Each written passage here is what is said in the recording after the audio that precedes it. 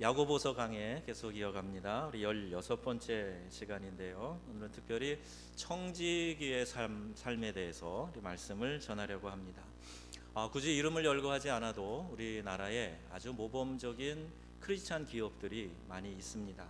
정직하게 기업을 경영하고 또 선교와 나눔을 적극적으로 실천해서 좋은 기업의 이미지를 가지고 있는 그런 기업들이 많이 있어요. 그런 기업들은 성경적인 기업, 말씀대로 또 회사를 그렇게 운영하는 그런 기업으로 소문나 있는데, 이러한 기업의 효시가 일제시대 때 제약회사를 일으켰던 유일한 박사님, 여기서 많이 찾습니다. 이분은요, 나라의 독립과 또 발전을 위해서 기업을 세운 거예요. 그래서 정직, 성실, 그리고 신용이라고 하는 모토로 이 기업을, 제약회사를 운영을 했습니다. 여러분 아시는 대로 이 기업이 크게 성장을 했지요. 전문 경영인을 도입을 했고, 자녀들에게 세습하지 않았고, 또 이분이 세상을 떠나서 천국에 부름 받았을 때는 모든 이 주식과 또 재산을 다 이 사회에 환원해서 세간을 깜짝 놀라게 했던 그런 분입니다. 그게 다 그 안에 있는 기독교 정신, 말씀대로 살아야 되겠다라고 하는 그 실천이 이와 같은 결과를 낳게 된 것이죠. 돈을 줘보면 그 사람이 누구인가 하는 것을 알 수 있다고 그래요. 내가 짜여진 생활비보다 여유 있는 돈이 생기게 되었을 때 그 돈으로 뭘 하는가, 그걸 보면 그게 그 사람이라는 이야기입니다. 오늘 본문 말씀을 1절에 보면, 들으라 부한 자들아, 너희에게 임할 고생으로 말미암아 울고 통곡하라 그랬어요. 야고보는 마치 부자를 신랄하게 질책하는 것 같은 그런 말씀이 오늘 본문에 시작되고 있습니다. 오늘 일부에도 그 얘기 드렸는데요. 여러분 부자 되세요 그러면은 다 좋아하시잖아요. 부자 되시기를 축복합니다. 그럼 아멘 다 하시잖아요. 그런데 그냥 무조건 부자 되세요, 돈 많이 벌으세요, 그러면 이거는 흔히 우리가 얘기하는 번영신앙, 그래서 이건 기독교 복음이 아니다 그래요. 오늘 말씀은 어떻게 보면 좀 딱딱하고 꼭 저렇게 해야 되나 할 만큼 부담스러운 부분도 없지 않아 있을 수 있습니다. 그런데 이것을 알고 재정 축복을 받아야, 부자가 돼야, 그래야 하나님 앞에서 선한 청지기로 살 수 있지, 이거 모르고 부자 되면 그 자체가 오히려 저주가 될 수 있는 것을 알아야 됩니다. 야고보가 오늘 그 부분을 건드리는 거예요. 어떻게 보면 듣기 싫지만, 딱딱하지만 우리가 이걸 꼭 알아야 되기 때문에 우리에게 이 말씀을 하고 있는 겁니다. 예수님께서도 누가복음 18장에 보면 낙타가 바늘귀로 들어가는 것이 부자가 하나님 나라에 들어가는 것보다 쉬우니라, 이렇게 말씀하셨어요. 반어법이죠. 이만큼 어렵다는 거예요. 부자가 되면 죄악의 유혹이 도사리고 있기 때문에 천국까지 못할 죄를 짓게 된다. 그러니 조심하거라, 그 말씀입니다. 여러분 부자로 사는 것이 죄입니까? 부 자체는 죄가 아니에요. 부자로 사는 것 자체는 죄가 아닙니다. 그러면 무엇을 이야기하는 겁니까? 여기에서 말씀하는 내용이 뭐예요? 성경에도 보면 구약에 욥이라고 하는 인물은 동방의 큰 부자라 그랬어요. 솔로몬도 하나님께서 부귀영화를 그에게 축복하셨습니다. 그러니까 부 자체는 문제가 아닌 거예요. 그것은 가치 중립적이라 그래요. 어떻게 사용하느냐에 따라서 죄가 될 수도 있고, 또 크게 하나님께 제물로 영광을 돌릴 수도 있다는 겁니다. 부자들에 대한 질책과 권면이 오늘 나오고 있는데요. 여러분이 어쩌면 직접적으로는 내 얘기는 아닐 거야 생각할지 몰라요. 스스로 부자라고 생각하는 분이 우리 교회는 얼마나 계실지는 모르겠어요. 그런데 이 부자들을 향해서 하시는 말씀 가운데 우리가 귀담아 들어야 될 부분들이 많이 있고, 또 미래의 부자로 사시려면 반드시 알아야 되는 그런 내용들이 오늘 본문에 나오고 있는 겁니다. 오늘 본문에서 지적하는 문제, 뭐가 문제라는 얘기입니까? 여기 다음 4가지의 죄를 지적하고 있어요. 첫째는 축제의 죄, 또 2번째 착취의 죄, 방종의 죄, 부정의 죄, 이와 같은 것들을 말하고 있습니다. 이러한 자들에게 임할 고생을 깨닫고 울고 통곡하라는 거예요. 마치 누가복음 16장에 어리석은 부자, 그 어리석은 부자처럼 재물이 하나님께서 주셨다 하는 것을 알지 못하고 재물을 주신 목적도 알지 못하고 내 자신의 편리와 쾌락만을 위해서 사용하는 이들이 철저히 깨닫고 울며 회개하라는 이 말씀입니다.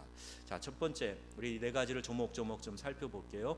축제의 죄, 재물을 쌓아 모으는 것, 이것이 죄가 될 수 있다, 이 말씀을 하고 있는 거예요. 재물을 모으면 무조건 죄가 된다, 그런 뜻은 아닙니다. 그러면 은행에 저축하면 죄입니까? 보험 들면 죄입니까? 그러면 은행에 다니거나 보험회사 다니는 사람도 죄 짓는 거 아닙니까? 아니에요. 그것을 이야기하는 게 아닙니다. 잠언 6장 8절에 보면 먹을 것을 여름 동안에 예비하며 추수 때 양식을 모으느니라, 이렇게 말씀하고, 그 지혜롭다 그랬어요. 누가? 개미가 그런다는 거예요. 근데 그게 지혜롭다. 그러니까 여름에 양식이 있을 때 다 모아놔라, 이렇게 이야기를 오히려 하고 있습니다. 그럼 야고보는 왜 재물을 쌓는 것을 죄라고 했을까? 축제의 죄, 이것은요 착취, 방종, 부정부패의 죄와 연결되어져 있기 때문에 그렇습니다. 즉 착취해서 재물을 쌓는 것이 죄고, 사치하고 방종하기 위해서 재물을 쌓는 것이 죄고, 예를 들면 나 돈 벌어서 한번 멋지게 놀아보겠다, 이런 얘기예요, 말하자면. 그리고 부정으로 재물을 쌓는 것이, 그게 바로 죄다, 이 말씀을 하고 있는 거예요. 3절에 너희 재물은 썩었고 너희 옷은 좀 먹었으며 너희 금과 은은 녹이 슬었다, 이렇게 했어요. 당시 재물은 곡식입니다. 곡식이 창고에 가득 쌓이고 의복과 은금 동전이 가득 있는데 너무 많은 곡식이 쌓여 있으니까 다 소비하지 못하고 곡식이 썩고 있네요. 옷이 많으니까 관리도 제대로 못하고 옷이 좀이 먹고 옷이 상하고 그러고 있어요. 또 이 동전이 녹이 슬어요. 이렇게 썩거나 도둑맞게 된다. 필요 이상 많이 쌓아두게 되면, 그 말씀이에요. 이렇게 필요 이상의 재물을 쌓아두게 될 때 오히려 이 녹이 너희에게 증거가 되며 불같이 너희 살을 먹으리라, 이렇게 강한 말씀이 있어요.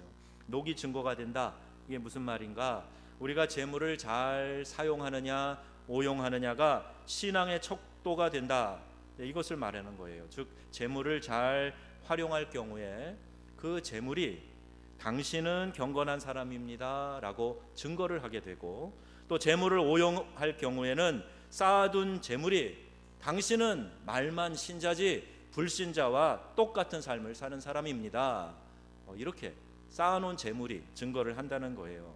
녹은 이런 증거의 역할뿐만이 아니라 불같이 먹어버리는 처형자도 된다는 것을 알아야 된다고 야고보 사도가 말씀하는 겁니다. 즉 좀이 갉아먹고 녹이 쓸어버리는 무서운 심판이 있다는 겁니다. 출애굽기 16장에 보면요, 이 만나에 대한 말씀이 나오는데, 광야에서 이스라엘 백성에게 만나를 주실 때 이른 새벽에 나가서 그날 먹을 양식만, 만나만 거두오게 되었어요. 욕심이 나서 많이 먹을 양으로 더 많이 가져오면 썩고 벌레가 나고 냄새가 나게 되었다. 그래서 그날 먹을 것만 거두오도록, 그렇게 하나님 말씀하셨죠. 저 하나님의 뜻대로 물질을 사용하지 않고 쌓아두면 안 된다는, 하나님은 우리에게 필요할 일용할 양식 주신다 그랬고 그걸 구하라 그랬는데, 욕심을 내서 그냥 쌓아놓을 목적으로 그렇게 축제하게 되면 냄새가 나고 벌레가 생기고 썩게 된다, 이런 말씀입니다. 두 번째는 착취의 죄예요. 정당한 지불을 하지 않는 겁니다. 4절 말씀에 보면 보라 너희 밭에서 추수한 품꾼에게 주지 아니한 삭시 소리를 지르며 그 추수한 자의 우는 소리가 만군의 주의 귀에 들렸느니라, 이 말씀입니다. 여러분, 지주와 품꾼의 관계를 한번 생각해 보세요. 지주는 분명히 부자이겠죠. 땅이 많이 있는 사람이니까. 품꾼은 가난한 자입니다. 그런데 품꾼이 그날 일한 품삯을 받지 못했어요. 그럴 때 그가 만군의 주 하나님께 부르짖어 울었다는 거예요. 그리고 그 소리가 주님께 들렸다는 말입니다. 왜 야고보가 여기에 만군의 주라는 표현을 했을까? 지금 생각을 해봤어요. 이사야 37장 36절에 보면 여호와의 사자가 아수르 진중에서 18만 5천 명을 쳤으므로 아침에 일찍이 일어나 본즉 시체뿐이라. 이 말씀이 있어요. 여기에 하나님의 사자, 영어 성경으로 보면 The angel of the Lord 이렇게 돼 있어요. 단수입니다. 천사 한 명 이야기를 하는 거예요. 그 천사가 하룻밤에 여기 얼마예요? 18만 5천 명을 쳐서 그들을 죽이는 그런 능력과 힘을 가지고 있다. 그런데 그 천사들로 구성된 군대의 대장이 바로 여호와 하나님이시다. 여러분, 그분의 힘과 능력, 이걸 우리가 상상할 수도 없을 만큼 대단한 거예요. 그런데 그런 하나님 앞에서 힘 있는 자들이 그 너희가 좀 지주 너희가 힘 좀 있다고 까부냐? 내가 가난한 사람도 지은 창조주인데 나의 피조물인 가난한 자를, 약자를 내가 착취하느냐? 이런 의미로 우리가 이해할 수 있어요. 그래서 만군의 주라는 능력의 하나님의 표현이 여기 나오고 있는 것이다. 이렇게 해석을 해봅니다. 품삯을 주지 않는 것은 만군의 주 하나님께서 개입하셔서 징벌하시는 무서운 죄가 된다고 말하고 있는 거예요. 품꾼들은 말 그대로 일당으로 품삯을 받고 하루 벌어서 하루 먹고 사는 사람들입니다. 해가 질 때 품삯을 받아 집에 돌아갈 때 가족이 먹을 그 양식을 구해서 갑니다. 둥지의 어린 새끼 새처럼 입을 벌리고 부모가 물어다 주는 먹이를 기다리는 아이들의 모습이 눈에 어른거릴 거예요. 그런데 지주는 그날 바쁘다고, 그날 돈이 없다고 일당을 주지 않으면 품삯을 받지 못하고 돌아가는 가장의 마음이 어떤 마음이겠는가? 배고파 우는 아이들을 생각하면서 울고 그러한 눈물의 외침이 만군의 주의 귀에 들려진다, 이렇게 말씀하고 있는 거 아닙니까? 가난한 자의 품삯을 체불하는 것은 이렇게 무서운 죄가 되는 겁니다. 레위기 19장 13절 말씀인데요, 함께 읽겠습니다. 너는 내 이웃을 억압하지 말며 착취하지 말며 품꾼의 삭을 아침까지 밤새도록 내게 두지 말며. 아멘. 기업을 하실 분들만 아멘. 아멘. 품삯을 아침까지 두지 말라. 제가 1987년에 구로공단에 있는 한 교회에서 교육전도사 생활을 했습니다. 교인들 중에도 공장 노동자들이 많이 있었어요. 어느 날 그 구로공단의 노동자들 한때가 교회 앞에 데모하러 왔어요. 제가 정확하게 이유를 밝힐 수는 없지만 그 교회에 계셨던 분과 무관하지 않은 그런 일이었습니다.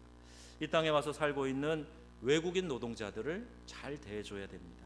체류 문제의 약점을 잡고 노동자들을 착취해서는 절대로 안 됩니다. 그들의 외침, 그들의 눈물이 하나님께 들려진다 그랬어요. 하나님께서 노하실 일이에요. 외국인 노동자들을 사랑으로 잘 돌봐주고 또 그들이 감동하여서 사장님이 전하는 그 복음을 듣고 예수 믿도록 하는 그런 선교사의 역할을 감당해야 되는 거예요. 이렇게 나가서도 선교를 하는데 우리 앞에 와서 살고 있는 그 외국인들에게 복음을 전할 얼마나 좋은 기회가 됩니까? 저는 제가 공장을 운영하면 막 그렇게 하고 싶어요. 어제 우리 교인 식당 하는 교인 집에 가게에 신방을 갔어요. 했는데 오늘 온다 그러더니 가족이 안 오셨네. 그런데 그 필리핀 사람들이 막 밥을 먹고 나가는 거예요. 그래서 반가워가지고 얘기도 좀 하고 그랬어요. 내가 여기 저기 보이는 교회 목사라고, 우리 교회 오면은 교인들이 따뜻하게 맞이해 줄 거다고, 친구들 많이 생길 수 있다고 그렇게 했어요. 거기 영어 해요? 저한테 그러는 거예요. 그래서 우리 영어 예배는 없는데 오면은 내가 영어 하니까 영어 예배 할 수 있어요. 당신 같은 분들, 영어 하는 분들 오시면 영어 예배도 드리죠. 어려운 일 있으면 전화하세요. 그리고 제 명함을 주고 왔어요. 우리 주변에 많이 있습니다. 그런 분들에게 내가 선교사의 마음으로 그들에게 다가가고 따뜻한 사랑과 친절을 베푸는 것, 우리 성도들이 감당해야 될 중요한 사역이 되는 것이에요. 자, 또 세 번째, 방종의 죄가 있습니다. 내 마음대로 흥청망청 쓰는 것, 이게 죄가 된다는 거예요. 5절 말씀 보시면 너희가 땅에서 사치하고 방종하여 살육의 날에 너의 마음을 살찌게 하였도다. 하나님 나라를 위해, 복음 전파를 위해 재물을 쓰지 않고 가난한 사람들을 돕는 일에도 사용하지 않고 오직 자신을 위해서 사치하고 방종하여 자기만 살찌게 했다, 이 말씀이에요. 잠시 후에 도륙될지도 모르는 돼지들이 꿀꿀거리며 자기의 배를 채우는 것과 유사한 그런 상황입니다. 이 어리석은 부자들의 무서운 죄, 자기 마음의 만족을 위해 살고 마음의 모든 욕망을 채우는 죄는 심판을 자초하는 일이 된다.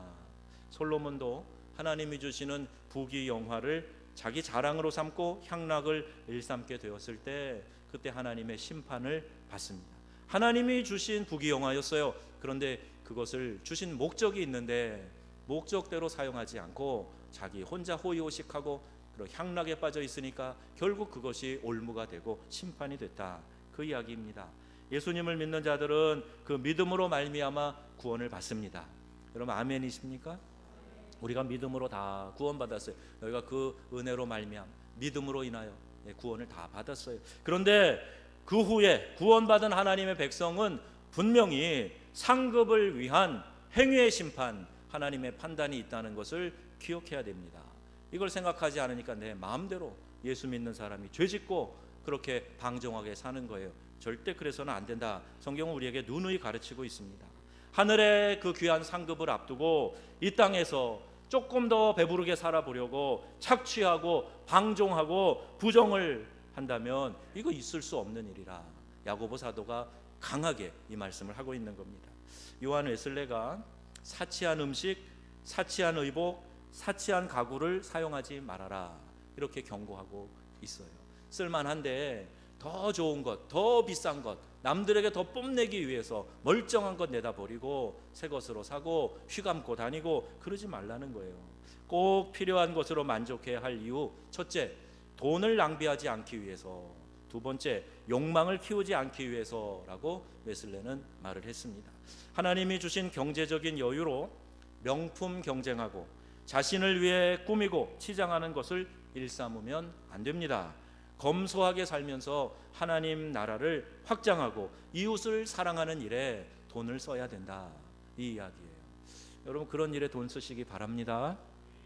나 휘감고 자랑하는데 그 돈 쓰지 말고 이렇게 돕고 사랑을 나누고 실천하는 일에, 그렇게 하지 않으면 자꾸 욕망의 유혹에 사로잡혀서 죄 짓는 데 사용하게 된다. 또 네 번째는 부정의 죄라는 거예요. 부정의 죄, 옳지 않은 것에 쓰는 겁니다. 6절 말씀에 너희는 의인을 정죄하고 죽였으나 그는 너희에게 대항하지 아니하였느니라, 이 말씀이에요. 지주들은 법을 악용해서 재물을 쌓기도 하고 품꾼들을 착취할 수도 있었어요. 그런 힘 있는 지주들을 상대로 품꾼들은 법에 호소해 봐야 승산이 없는 거예요. 약자입니다. 오늘날도 유전무죄, 무전유죄 이런 말이 만들어지는 이유가 뭡니까?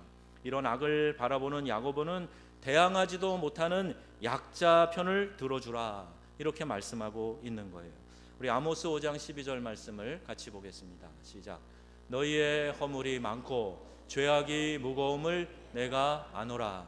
너희는 의인을 학대하며 뇌물을 받고 성문에서 가난한 자를 억울하게 하는 자로다. 아멘. 허물이 많고 죄악이 무겁다. 왜? 이렇게 뇌물 받고 가난한 자를 억울하게 하는 것, 이거 하나님 앞에서 큰 죄악을 범하는 것이라 야고보 사도도 말씀하고 이 아모스 선지자도 그 시대의 아픔을 가지고 이렇게 이야기하는 겁니다. 오늘 우리 시대에도 이런 일은 끊이지 않을 것입니다. 그러나 성도들은 이런 부정부패에 참여해서는 안 됩니다. 의로운 증인이 되어야 돼요. 지난 화요일 정읍 CGV에 가서 영화를 봤어요. 영화 제목이 증인인데요, 아주 잔잔한 감동이 있었습니다. 증인, 위트니스라고 하죠. 내 증인이 되리라. 사도행전의 1장 8절 말씀처럼 우리가 그리스도의 증인으로 살아가는 거예요. 내 목숨을 걸고 마루투스, 증인이 되어서 목숨을 걸고 순교자가 될 각오를 하고 복음 전하는 삶을 사는 것, 그게 그리스도인이에요. 그런데 동시에 우리는 이 세상을 향해서도 이런 부정에 대하여서도 담대하게 용기 있게 항거할 줄 아는 사람들이 우리 그리스도인들입니다. 이 영화에 보면은요, 용기 있는 두 사람이 나오는데 자폐아 지우, 김향기 양이 연기를 잘해요. 또 변호사 순호, 정우성, 우리 딸들이 너무 좋아해요. 잘생긴 배우 나와갖고 이 변호사 역할을 잘하는데, 이들이 용기를 내서 이 집채만한 어떻게 할 수도 없는 계란으로 바위 치는 것 같은 그런 세력을 향해서 양심 증거를 하는 거, 증인이 돼서 고백하는 거, 이게 참 귀하게 보였습니다. 저는 기독교적인 메시지도 그 안에서 많이 찾아보았어요. 여러분, 우리가 예수님의 증인이 될 뿐만이 아니라 정의를 지키는 바른 양심의 증인이 되어야 된다 하는 걸 기억하시고, 이 시대의 양심으로 사는 저와 여러분들 다 되시기를 주의 이름으로 축원합니다. 우리는 이 네 가지 죄를 짓지 않기 위해서 어떻게 살아야 하는가? 재물의 청지기가 돼야 돼요. 책 토니 에반스의 하나님 나라 비전을 품고 사는 길이라는 것에 보면 이런 내용이 나옵니다. 할아버지가 손녀에게 인형을 사줬어요. 인형이 며칠 안 가서 다 망가지고 맙니다. 손녀가 인형 머리를 바닥에 내동댕이 치면서 집어 던지면서 이렇게 놀았기 때문이에요. 할아버지가 얘야, 그렇게 하면 안 된다. 인형이 다 망가져. 그러자 할아버지, 이건 내 인형이에요 라고 소녀가 대답을 한 거예요. 내 인형 내 마음대로 하는데 할아버지가 왜 간섭하느냐, 이제 그런 주장이지요. 그때 할아버지가 중요한 교훈을 알려줍니다. 얘야, 인형을 사줄 때는 내가 그것을 잘 사용하기를 바래서 할아버지가 사준 거야, 이렇게 이야기를 한 거예요. 이 인형을 가지고 손녀가 좋아하고 인형을 잘 가지고 노는 것, 그거 보려고 할아버지가 인형을 사준 건데 그렇게 내팽개치고 망가뜨리면 되겠어? 이런 이야기이지요. 여러분, 마찬가지로 재물은 하나님이 우리에게 주신 선물입니다. 하나님께서 우리가 재물을 잘 관리하고 잘 사용하라고 주신 거예요. 필요 이상으로 재물을 쌓고 남의 것을 내 것으로 빼앗고 하나님이 주신 것을 자기 마음을 살찌우는 데만 쓰고 남들을 억울하게 하는 것, 이게 모두가 다 인형을 땅바닥에 내 동댕이 치는 것과 같은 일이라는 겁니다. 재능, 능력, 재물 모두 하나님께서 우리에게 주신 선물이에요. 우리는 하나님이 주신 이 모든 것에 선한 청지기가 되어야 될 줄로 믿습니다. 요한 웨슬레는 목사의 아들로 가난한 집에서 태어났어요. 결혼해서 9남매를 두었는데 늘 재정적 어려움에 시달리다가 옥스포드 출신이잖아요. 옥스포드 대학의 교수 자리를 얻게 됩니다. 첫 해 수입이 30파운드였는데 28파운드를 생활비로 쓰고 2파운드로 이웃과 나눠요. 이듬해 소득이 2배로 올라서 60파운드를 월 받았는데 거기에서 28파운드만 쓰고 나머지 32파운드를 나눕니다. 세 번째 해에는 90파운드 받았는데 또 네 번째 해에는 120파운드를 받았는데 그때까지 계속 28파운드만 쓰고 나머지는 모두 주님을 위해, 이웃을 위해 썼어요. 그러면서 세 가지 재정 원리를 말했는데, 최대한 많이 벌라, 최대한 많이 저축하라. 그리고 여기까지는 아멘 하고 싶으시죠? 세 번째가 있습니다. 최대한 많이 나눠줘라는 거예요. 갈라디아서 6장 10절 말씀입니다. 기회 있는 대로 모든 사람에게 선을 베푸십시오, 이 말씀이에요. 기회 있는 대로가 뭐예요? 능력 있는 대로, 내 주변에 도울 사람이 보여지는 대로, 내가 할 수 있는 대로 가능한 한 최선을 다해서 많이 베푸십시오, 이 말씀을 하고 있는 거예요. 그는 죽을 때에 아무것도 남기지 않았고 모든 재정을 주님 나라를 위해, 하나님 영광을 위해 사용하고 이 땅을 떠났어요. 정말 모범적인 청지기였습니다. 모든 것은 하나님께로부터 왔습니다. 원주인은 하나님이라는 뜻이에요. 학개 2장 8절에 은도 내 것이요 금도 내 것이니라 만군의 여호와의 말이니라 말씀하고 있습니다. 우리는 청지기로 살면서 하나님의 것을 하나님의 뜻대로 잘 관리해야 되지 않겠습니까? 물질의 힘이 강하고 그 유혹을 뿌리치기가 어렵습니다. 그래서 재물을 쌓아놓는 것, 축제, 착취, 사치와 방종, 부정으로 죄를 짓게 만드는 강한 힘이 그 물질에 있어요. 물질은 그래서 너의 것이 아니고 내 것이다 라는 고백을 계속하도록 하나님이 우리를 훈련시키시는데, 그 대표적인 훈련이 바로 11조 헌금입니다. 말라기 3장 8절에 사람이 어찌 하나님의 것을 도둑질하겠느냐, 같이 읽겠습니다. 그러나 너희는 나의 것을 도둑질하고도 말하기를 우리가 어떻게 주의 것을 도둑질하나이까 하는도다. 아멘. 이 말을 했는데 백성이 알아듣지 못하고 언제 주님의 것을 도둑질합니까? 라고 되물었을 때에 이는 곧 11조와 봉헌물이라 하나님이 분명하게 말씀하고 계시는 거예요. 너희 온 나라가 나의 것을 도둑질하였으므로 너희가 저주를 받았느니라. 9절 이어지는 말씀입니다. 우리 교회는 조사를 해보지 않았지만 한국교회 교인들 중에 11조 하는 사람이 약 25% 정도 된다, 이런 통계가 있어요. 11조 하지 않는 핑계가 있는데, 첫째는 이것은 구약의 율법이며 우리는 율법이 폐지된 신약 시대를 살고 있습니다 라는 주장입니다. 하지만 초대교회의 아주 중요한 문서인 디다케를 보면 11조는 성도의 가장 기본적인 의무로 규정되어 있습니다. 여러분도 세례를 받으실 때, 임직 받으실 때 다 이 11조 서약을 하셨어요. 예수님도 마태복음 23장 23절 말씀에 화 있을진저 외식하는 서기관과 바리새인들이여 너희가 박하와 회향과 근채 11조는 드리되, 다 같이 율법에 더 중한 바 정의와 긍휼과 믿음은 버렸도다. 그러나 이것도 행하고 저것도 버리지 말아야 할지니라. 아멘. 이 바리새인 서기관들이 아주 경건한 모양을 갖춘 사람들이에요. 그런데 의미를 잃어버렸다. 11조도 해야지. 너네들이 그렇게 구체적으로 박하, 회향, 근채까지도 다 11조를 드리는데, 그런데 더 중요한 거 긍휼, 믿음, 정의는 버렸다. 이것도 행하고 저것도 버려서는 안 된다. 이렇게 예수님께서 직접 말씀하신 거예요. 두 번째, 11조 할 이유가 없다 하는 이유를 대면서 내게 경제적인 여유가 없어요, 이런 이야기를 합니다. 저에게는 아주 충격적인 사건이 하나 있었습니다. 제가 파리에서 목회를 할 때에 그때도 교회에서 장학금을 이렇게 학생들에게 나눠줬어요. 어려운 유학생들이 많으니까 그 학생들을 나눠주는데, 한 친구가 뭐 얘기하고 또 이물 없이 지내던 아주 활발한 친구가 있었는데, 그래서 제가 이야기를 했어요. 야, 축하한다. 너 장학금 받았으니 축하한다. 교회에서 받은 장학금이잖아요. 그러니까 너 그 11조 헌금해야지. 제가 그렇게 권면을 했습니다. 그랬더니 저를 정색을 하고 바라보면서 저 11조 하면 죽어요, 이렇게 대답을 하는 거예요. 제가 깜짝 놀랐어요. 물론 생활이 어렵다는 얘기겠죠. 그런데 여유 있는 돈이 갑자기 생긴 거 아니에요? 큰 돈은 아닐지라도 거기에서 11조 때는 훈련을 좀 시키면 좋겠다 생각해서 이야기했더니 저 죽어요. 그리고 얼마 있다가 죽은 게 아니고 교회를 떠났습니다. 교회를 떠났어요. 그래서 큰 충격적인 사건으로 지금도 기억하고 있어요. 그래서 사람들이 듣기 싫어하니까 성경에 분명히 기록되어 있는 말씀임에도 불구하고, 이것이 하나님이 주시는 축복의 약속의 말씀임에도 불구하고 자꾸 주저하게 돼요.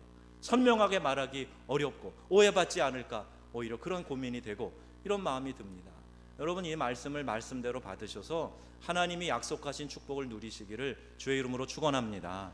내 말로 생각하지 마시고 교회에서 상투적으로 목사님이 하는 이야기로 생각하지 말고 여러분이 말씀을 말씀대로 들으세요. 그래야 하나님께서 우리에게 약속하신 일들이 열리고 하나님과의 관계가 뚫리게 되는 것이고, 물질을 주인 삼아 삼지 않는다는 고백이기 때문에 하나님이 책임지시는 축복의 인생이 열리게 될 줄로 믿으시기 바랍니다. 어렸을 때부터, 아르바이트 할 때부터, 수입이 작을 때부터, 파트타임 일할 때부터 11조를 정확하게 하기 시작하면요, 이거 그렇게 어려운 일 아니에요. 불가능한 일 아닙니다. 경제적으로 어려워서 못한다고요? 아니요. 미리 떼놓고 하면 그 부족한 만큼까지 하나님이 채워주시는 줄로 믿으시기 바랍니다. 내가 덜 쓰면서 하나님이 더해주시는 축복을 경험해야 돼요. 내가 억지로 끌어모으고 내가 움켜쥐고 그런다 그래서 그게 내 손에 쥐어지는 거 아닙니다. 모래알같이 다 흩어져 버릴 수 있어요. 하나님이 붙여주셔야 되고 하나님이 모아주셔야 되는 거예요. 필요한 물질을 하나님께서 공급해 주시는 것을 우리 이런 훈련을 통해서 우리가 체험할 수 있게 되는 겁니다. 하나님께서 주시는 축복과 기쁨을 잃어버리지 않는 성도님들이 다 되시기를 바랍니다.